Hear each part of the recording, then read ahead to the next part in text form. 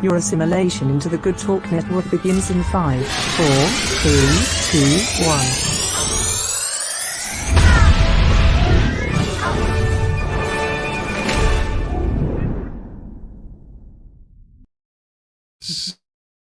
And we're live for the very first time in the brand new Good Talk Network studio. This is the Good Talk Studio 3.0. We started in the basement. We moved out of the basement. We had some cool backdrops, and now we are this. The cameras have changed every time. The people change every time, and we're excited to have a really awesome chat with everybody here. Back, baby. Co-hosting with me today, Dr. Shawn Antagney, of course. Many people might know her. She helps us out on Midwest Murder, big part of the Good Night Live team. Dr. Shawn Antagney, it's fun to have you here. You helped with this. It's so good to be back in the Good Talk studios, man. I'm very excited. Yeah, and I don't know, what do you think out there, people? We like it a lot. I'm like, I hope our mics are working. I hope this is all working. It's if you can't hear us, let us know in the comments. I don't know. It's like every time we set new stuff up, I'm always worried like what technical setback might present itself or what hiccup might happen, but we're here and it seems to be working so far. I'm really excited about our guest today. We get to have somebody really awesome. One of my oldest friends. I've been friends with this guy since high school. He was really part of my core four when we were coming up and we were ravaging the streets of Minot and the fields of North Dakota. And it was a lot of fun. And he's a talented and creative dude. Guys, welcome to the Good Talk Studio 3.0, Mr. Derek Olson. Thank you, Jonah, and thank you, Sean. I just want to say firstly that it is a privilege to be part of this relaunch and version 3.0, studio version 3.0 of the Good Talk. Needless to say, I'm a big fan of the show. Hey, have you been in all three studios, Derek? I have. No, I didn't ever make it into the studio. You did not make it to Studio 2. Yeah, I just came out of the basement. That's on us. You just came out of the basement. I've been there for 3 years. Been in the basement for a very long time. So we're going to chat a little bit later. Derek has a pretty cool new animated series that he's been working on. And hey, maybe you'll see it on Netflix or Hulu or somewhere cool one day. But today we're going to get a little teaser of it. It's called Millennial Taekwondo Tortoises. And later on in the show, we're going to give you guys, again, the first official teaser. There's a few of us who got to see it behind closed doors. And Derek, it's pretty cool.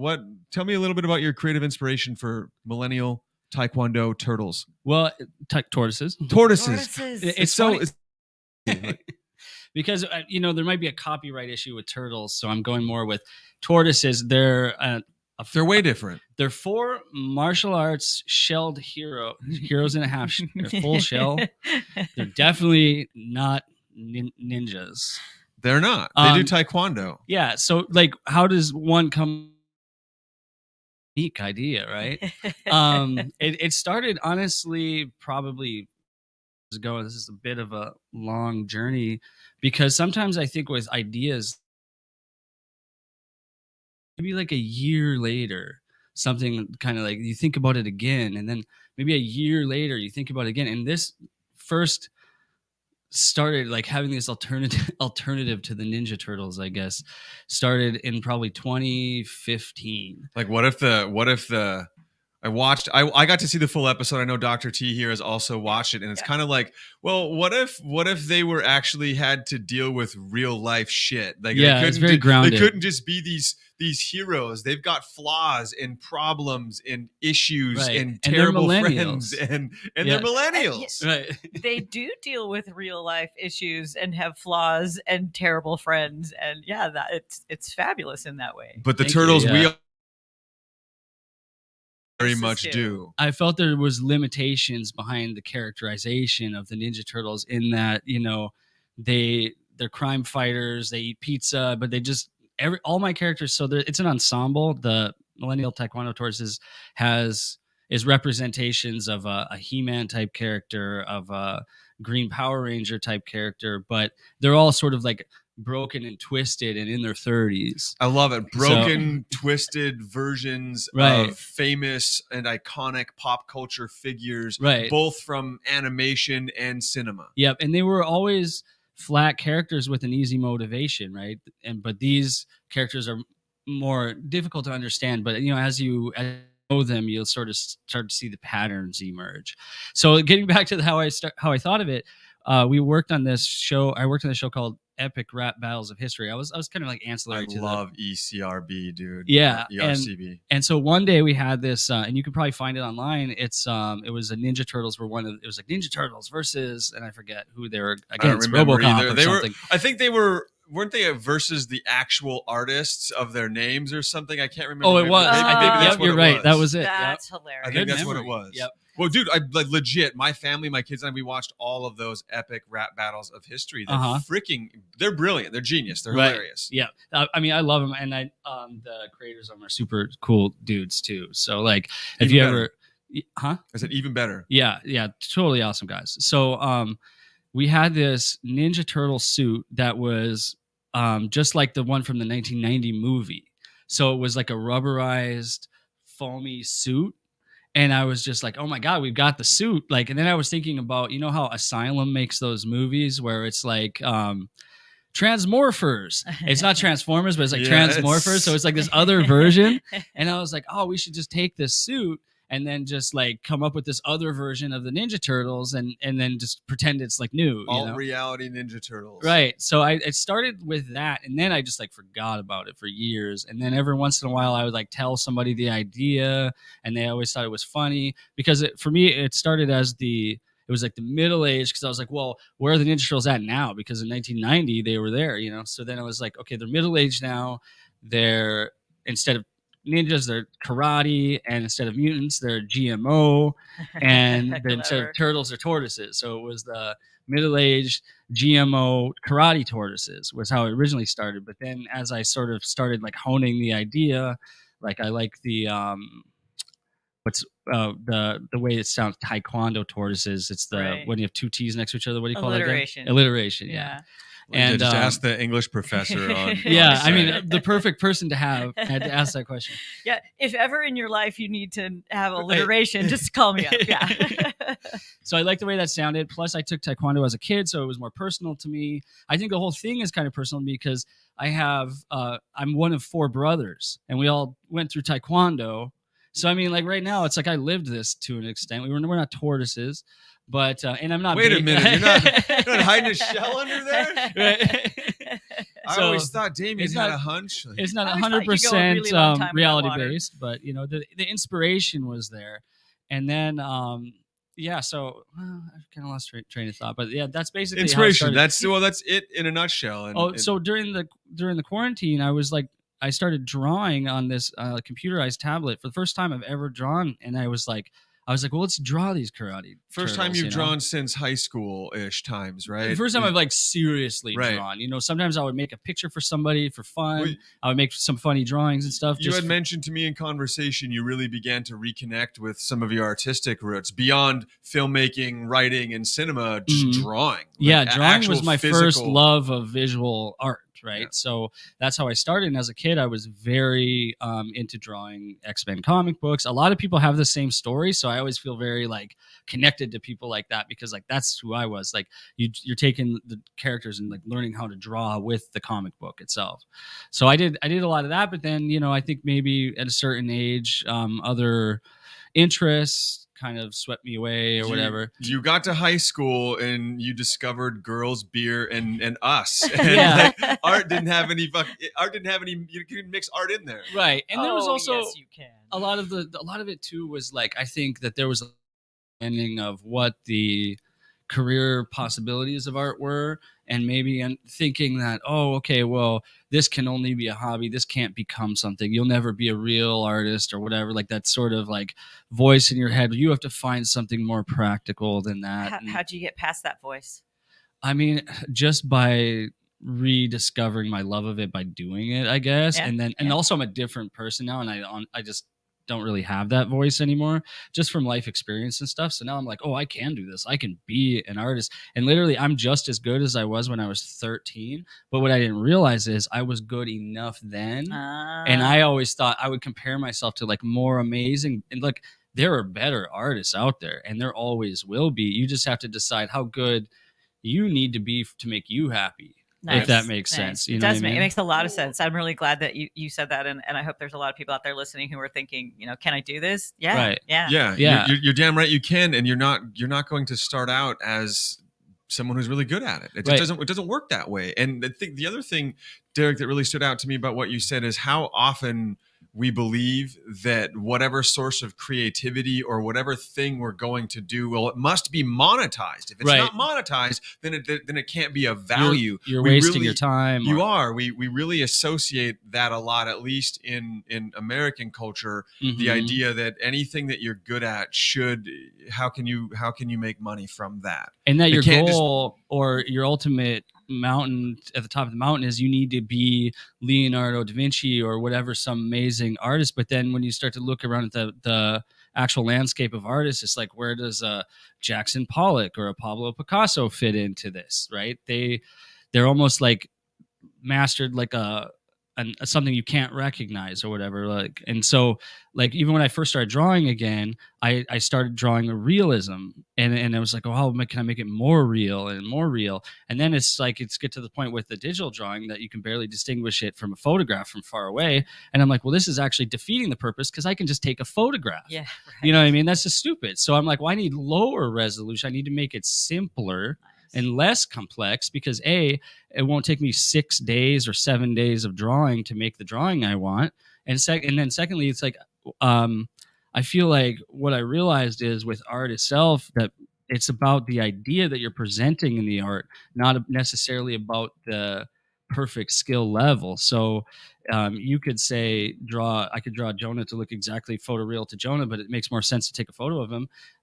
But if I draw him in like a low resolution way, you might see maybe I'll exaggerate something that Right. brings something new to the meaning of looking at Jonah's. Well, it's why beautiful people will face. How spend do you- $50 on a character at the state fair. How do you Right. symbolically represent somebody? Yeah, yeah. Mhm. So is this your first animation then? This is my first animation. Yeah. Dude, that's amazing. Thank you. It's I would never have guessed that. It feels to me to have a very distinct style, a very distinct point of view. It seems to Mhm. me like you accomplished an awful lot for the first 20 minutes of animation you've ever done. Thank you. Yeah, and I think that my background in filmmaking, the thing about animation, what I realized also is that it's exactly the same thing as filmmaking. It's just that you have to draw what you're gonna do instead of getting someone to stand there and taking a picture of them. You just draw the person, and that worked out really well for me because production was like completely shut down during the pandemic, so there was nowhere to work as a camera person. I've done a lot of camera work, and that's what I was mainly doing professionally when everything shut down. And I'm like, okay, well now I can't work, and I have my kids to take care of at home. Right. So I'm like, well, what can I do? I just started like. Firstly, I was just drawing to relax. And then my brother Dylan is the one who brought up the idea of the animation. And I'm like, I can't do that. I'm like, that seems like I don't know anything about animation. And then I started to think about it more. And I was like, well, why can't I do that? What's stopping? What's stopping me from doing it? And I'm like, well, how much work is it? And I'm like, well, let me try to make like a minute and see how much work that is, and that took me like 2 months. You know what I mean? But then it starts to get faster as you start to realize what you're doing, because so much of it is just stumbling around in the dark trying to figure out what you're doing. And then once it's like, now I've got a process. So I can make a minute in 3 days if I want. That's so important. I'm so glad you told that story. I remember when I was finishing grad school and we were all freaking out about writing our dissertations. Mhm. And, one of our professors famously said, look, you write a page a day, in a year you have a book. Exactly. Nobody writes a page a day and 365 days later. It doesn't Right. really work that way. But Yep. but the idea of, can I break it down into manageable chunks? Yep. Yeah, I already know how to write a chapter. I Right. already know how to write a 25-page paper. I Yep. can do this. So Mhm. yeah, another really good, I think, important aspect of the creative process that you just brought and up. the thing is, it's a long slog. So there'd be days where I totally didn't want to do any animation. Why would I? It's like I have like 16 minutes long. It took me 6 months. Although really, I could do it in 2 now, or in maybe a month and a half if I did it now. But what keeps you going? And for me, it was just like, I can't skip a day. I think I maybe skipped like 2 days. So every single day I did something. And if I was really not into it, I'd like draw a couple of hands, because you have to draw people in different perspectives. I'm like, okay, well, I'll just draw them from the side and I'll just do that. And then I'll be happy that at least I did something, but it all accumulates. It all just stacks on top. And pretty soon you've got this thing. It's like, well, this is like a mountain of work, but it's all represented in this very concise thing. But yeah, anyway. One piece at a time. I thought it was, again, really funny. I was complimentary of it quite a bit. It had a lot of cool Adult Swim vibes. Yeah, and we're gonna cap off with Taekwondo Turtles again. Our guest today, Derek Olson. Tortoises. I want to chat a little bit. Tortoises. This question, people have. This has got hundreds of comments right now on the Good Talk Network page and the Good Talk Discussion Network. So I just want to jam on it a little bit here. The most this big popular question, our guest will answer first. What profession do you think consumes the most energy drinks? Ooh, energy. There's all kinds of answers. Like I like, there was one answer in the Good Talk. Somebody said it was the Marines. Like the entire Iraq war was built and founded upon Monster energy drinks. It was Monster, and he had some other flavor in there. My answer, I've got mine, Derek. But again, this guest answer first. There's no right or wrong answer. But what do you think consumes the most energy drinks? There's a lot of variables that would go into this answer. But just from like witnessing in life, like what would I be able to? I'm trying to think like who likes energy, because I just drink coffee with no sugar, but some people like the whole Red Bull experience. Or $57 billion. That's how much the world spent on energy drinks last year. Jeez. So I just 57 billion, and that's expected to continue growing. So this is not an insubstantial amount of people that are, of course, consuming energy drinks. I like to think of it as, workforces. Think about what an entire labor force is, right? So some people suggest restaurant workers or retail, and I think pretty high up there. But I was thinking delivery service people that work long hours. Delivery. It's and UPS, early mornings, FedEx, long hours. Mail delivery. Yeah, I went to pizza deliverer, truck driver, anybody. The delivery industry as a whole. Yeah, I mean, my mind was going to truck drivers too, because I'm just thinking long hours, need to stay alert, early mornings, things like that, those type of jobs. But I mean, it's definitely going to be, in my opinion, most likely, laborers of some sort, some heavy laborers or I feel like machine the laborers operators are the highest consumers of beer. Mm-hmm. But that would be my guess for labor force. Yeah, or both. A lot of people said healthcare workers, though. A lot of healthcare workers. Jobs that are repetitive and boring too. Maybe you gotta stay awake somehow when you're putting the same bolt in the same hole over and over and over again. And also they're not just good for staying awake; they make you feel like good, right? So you're kind of buzzing up. So like anything where you might want to be bored, or you might be bored. So like, hey, what would be cool is an afternoon buzz. So like hookers. Maybe. But it's like it's an acceptable buzz or whatever. You can get buzzed up at work and you're all good. I'm not really cranked up. I'm just energied up. Right. Yeah. So hey, we'll toss those out from time to time on the Good Talk. Do we have a most popular answer? What's buzzing in the Good Talk Network? A lot of people, semi-truck drivers, a lot of oil-filled workers. A lot of retail. It's really heavily divided. Now I didn't look up to see what the right answer is. It's out there somewhere, but there's the thoughts. I wanted to also talk. It's the Olympics. I would be remiss if we didn't discuss a little bit on our Olympic thoughts. Derek, of course, for anybody who remembers, I think among one of your first appearances on the Good Talk, we chatted about your experience at Sochi. You were in 2014. You were in Russia in 2014 for the Sochi Olympics. Yep, the Winter Olympics. Cool. Mm-hmm. Yeah. What were you doing there? I was doing photos and photo services, and like one of my highlights was I took a picture of Shaun White on the half pipe. So I'm up the half pipe, which felt like, oh, I've got access.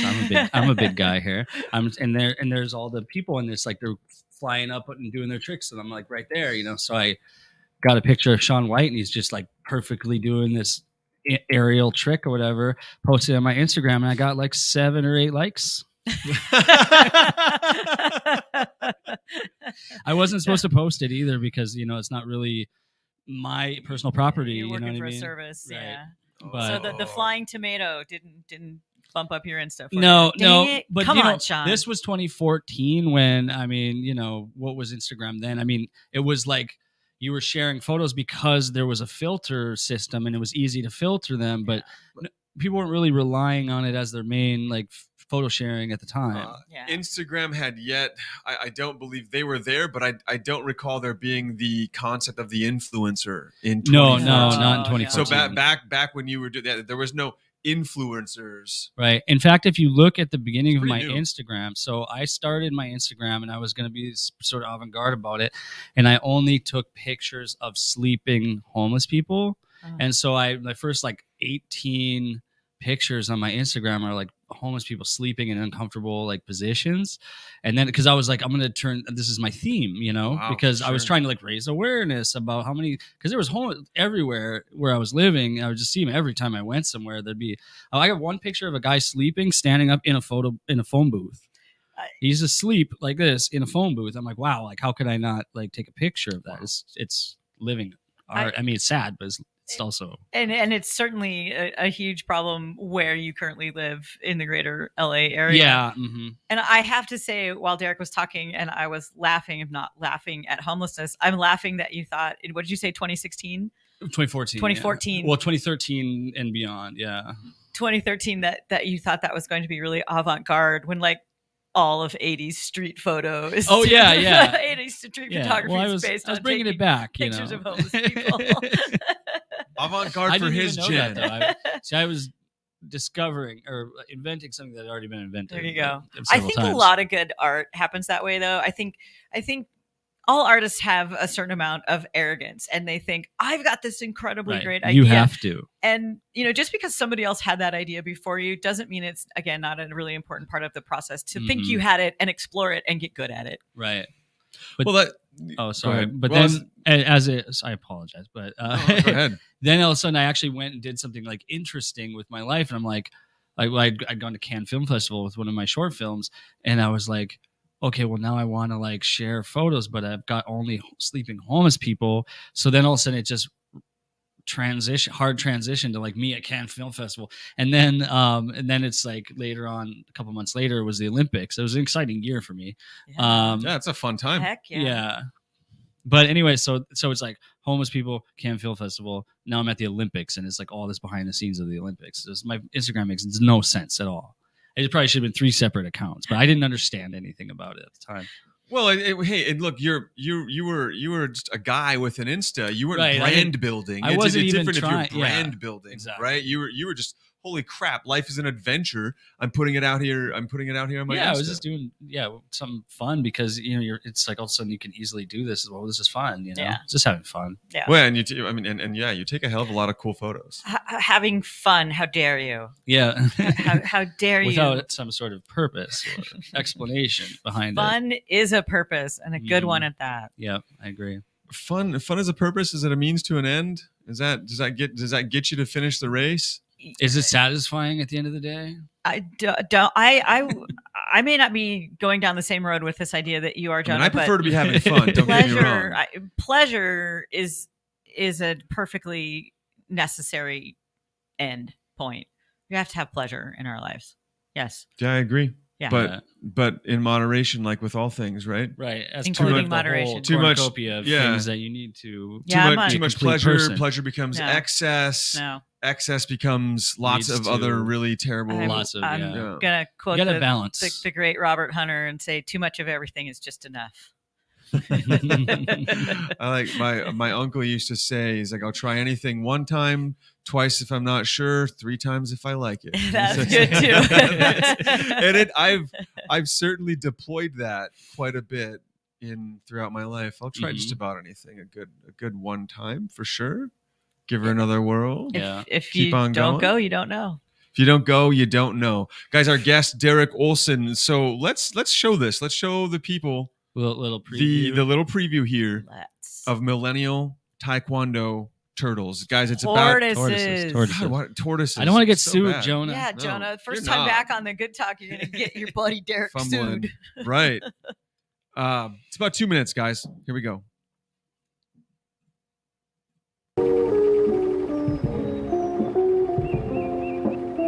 Quite a surprise. My best customers. 2 vegan tacos for me, please. I'll have the avocado toast, please. Not getting tacos? Yeah, it's a little early. Gonna try to keep it light. Avocado toast and vegan tacos? What a couple beta boys. Half Atakashi. What are you gonna get next? A soy latte?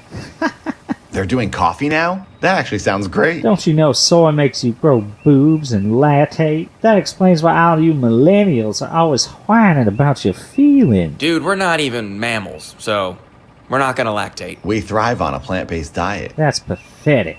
Real men eat meat. We're tortoises. And I'm Gary Vance. You can call me the Minuteman. This is my partner, Fatakashi. That's nice. We support you. Allies. Not that kind of partners. We're heroes, like you losers used to be, back when you ate meat. Yeah, we never ate meat. Liar. I saw you on TV, eating pepperoni pizza. No, that doesn't sound right. We mainly eat vegan tacos. Nah, cheese was stretching and melting all over the place. That wasn't vegan. Okay, well, the Taekwondo tortoises are lactose intolerant, so kind of feel like you're thinking of someone else. Taekwondo tortoises, high and mighty millennial nobodies. Someone gave me this phone. They said I could talk to God with it, What? but I've got nothing to say. Maybe you'd like to use it. Come here. Take it from me. Fatakashi, I think this guy's a little Looney Tunes. Take it. This isn't the last time you'll see us again, Taekwondo tortoises. Enjoy your vegan cuisine. Come on, Fatakashi.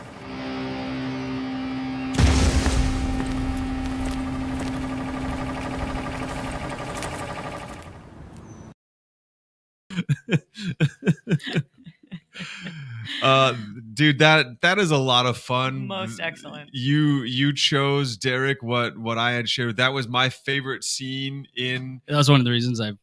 My favorite scene in the first episode of Taekwondo Tortoises. That was by far it. The Fatakashi, Gary Vance, like it was all just super funny stuff, man. Oh, thank you. That warms the dark chambers of my black heart. It's funny though. Yeah, the Gary Vance character. I'm not sure if anybody is interested in how I came up with that guy, but that's a real guy that I met while I was working as a journalist. His name is Jerry Nance. I don't know if I should even say this. I'll get sued. I'm going to get sued for a lot of reasons, but really concerned with getting sued today. So there used to be this group called the Minutemen in Orange County, and they would go to the Mexican border and like they would try to like enforce the laws by themselves, and they were like vigilantes. Yeah. Wow. And I've always just I remember this guy, and he was like this overweight guy in military style clothes or whatever, and he was so like self-important. Like he just thought like, you know, it was his duty to like do this. And, you know, he'd always talk about he was former military and all this. Hopefully he's not watching, or maybe he is. Hi, Jerry Nance. But anyway, so this is Gary Vance. He's the Minuteman. He's a completely fictional character, and any relationship to a real life individual is purely coincidental. I love, well, I've got two things popping in my head. One, I was getting a little Walter Sobchak vibe from. Yeah, from I think Jonah said that as well. Yeah, which I like a lot. We can appreciate that big time. Yeah, and the other thing is, there's this perfect Southern California vibe to this whole first episode. You just really captured it. The look, the actual, it's like you actually captured the light of Southern California in this animated 20 minutes of film. I'm really impressed with that, and I congratulate you on that. Thank you. That means a lot to me because that was, you know, definitely what I was setting out to do. So to have someone actually, you know, see it and acknowledge it like that, because also if you think about those other shelled heroes, I don't know if I can say their names online on the other shelled podcast, heroes. But you know, they live in like a dirty, grimy sort of noirish New York City. Yes. And I'm like, I just want to be the total opposite of that. Yeah. And you accomplished that. Yeah. Yes. Yeah, I like that. It is a grimier version of NYC and these Right. guys. The whole vegan angle, just going West Coast with Hilarious. it. It's freaking hilarious. The Roach Coach, all Right. of it. It's yeah. Thank you. Yeah. So that was 2 minutes, but it's 16 total. I don't know what I'm going to do from here because I'm trying to, get it, to the big Hollywood people, but sometimes there's gatekeepers, so I'm talking to the gatekeepers, and I'm going to probably pursue that aspect of it to try and make a real show out of it. And if that doesn't work out, I'll probably be like, okay, well, let's just do YouTube, Yeah. So in the meantime, I'll probably continue making scenes, whether or not they'll see the light of day for a while or not, because I've got so many ideas for You where can't this show stop. can go. But it's like if you think about Seth MacFarlane made Family Guy, but he's not sitting there at his desk drawing Stewie to this day. I want to get to the point where I don't have to do all the work myself, but in order to do that, I have to get money. So Was he actually drawing Stewie? I think Was he an animator or Yeah. a drawer of it? my guess is yes. I did not. I don't know. I'm sure I could find the answer real quick. I got a Google box in front of me, but that would Uh-huh. that would add a layer of, I guess, respect from me. Well, I know don't he's a brilliant writer and Right. makes all these amazing Yep. pop culture associations. So it was always the writing of Family Guy that jumped out to me. The animation, it could have been almost any animated vehicle, and Right. that writing jumps out. It's why we love South Park. It's why a lot of those similar shows are really good. I like Bob's Burgers a lot. Right, you can It's see all- the creator behind it. It's the writing. and that's who you're tuning in for to an extent. Yeah, that point of view or that lens that they are creating a vision of the world through.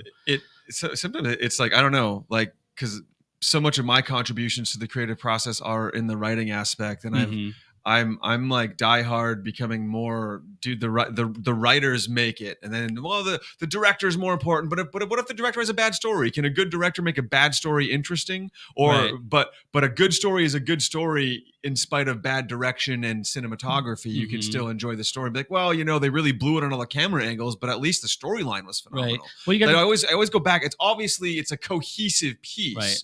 But for me, I'm always pushing the writing aspect. It's if it's good, all the pieces are good, right? Mhm. If but one it of the starts pieces, with the writing, and you can't I work feel from like a that's where it faulty starts. foundation. Yep. Yeah. There Yeah, you go. That's Derek. That is it. somebody has to have something to say. Mhm. Yeah, for Like sure. in order for that a film or a series to become that 3-dimensional thing that people will pay money to see in theaters or spend Mhm. their time streaming. Yeah. It starts as a 2-dimensional idea, a piece Right. of paper or a Google Doc or whatever the case may be. But it starts with that. It starts with the writing. That's where it all Mhm. begins. Yeah. Oh, yeah. The origin point.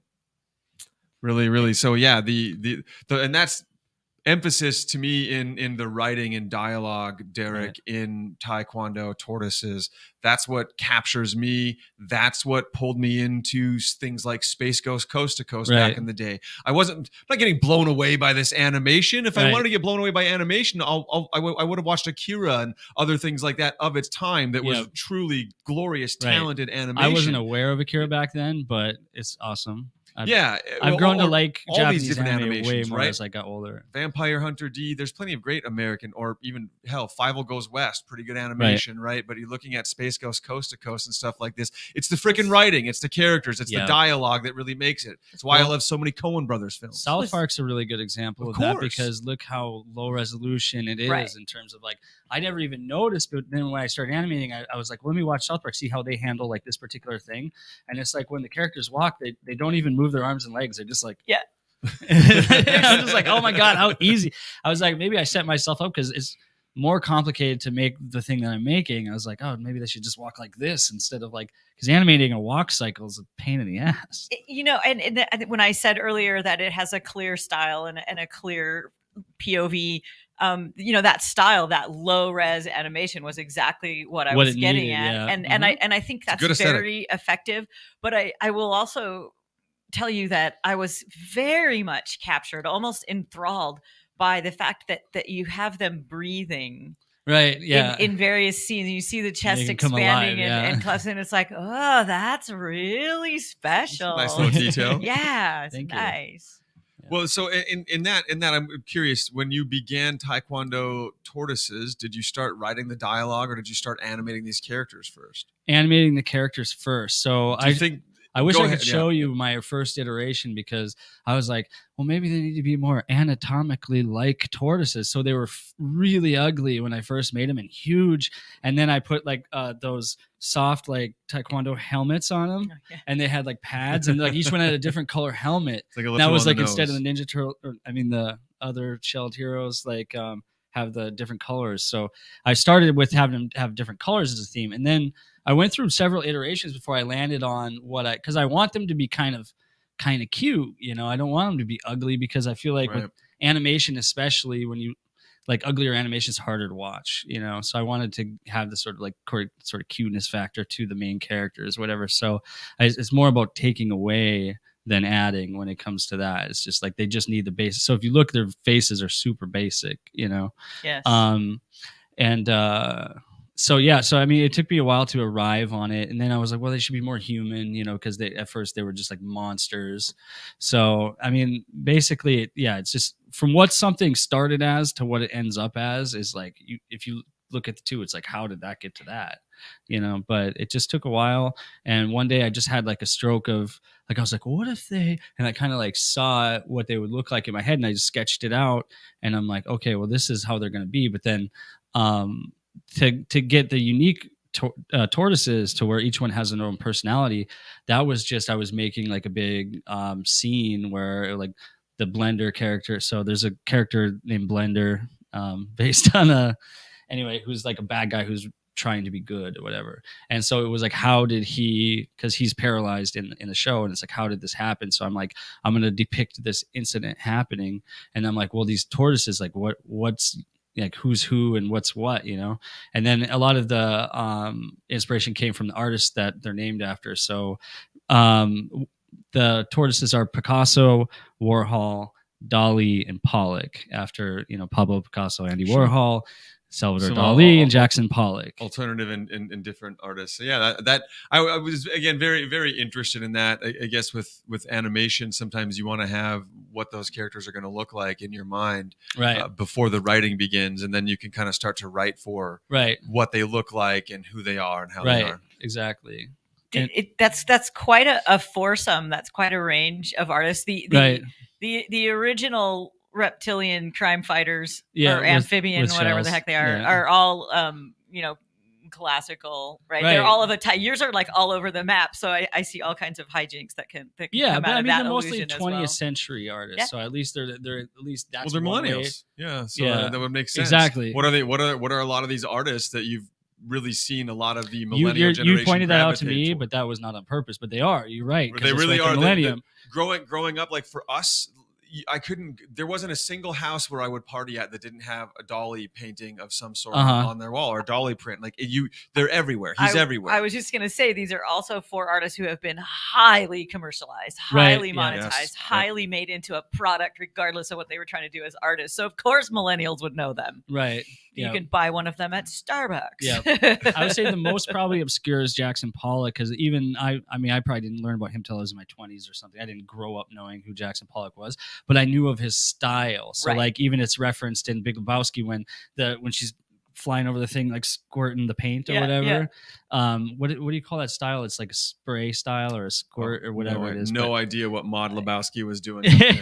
But yeah, what she was doing was inspired by Jackson Pollock, basically. So. And Pollock is, even if you don't know the artist, you know the joke. The joke is always, well, my kid could do that. Right. Exactly, Any highly abstract art, that's what the uninitiated will say. Mm-hmm. Well, guys, hey, it's been really awesome first chat back in the Good Talk studio. Derek, thanks for sharing the debut of Taekwondo Tortoises here with us and our viewers. It's really cool. I hope everybody likes the new studio, and I hope to see both of you here again sometime in the not too distant future. Thanks, Jonah. Thank you, and welcome back. Welcome Good back, Talk baby. Nation. We're back. Say it.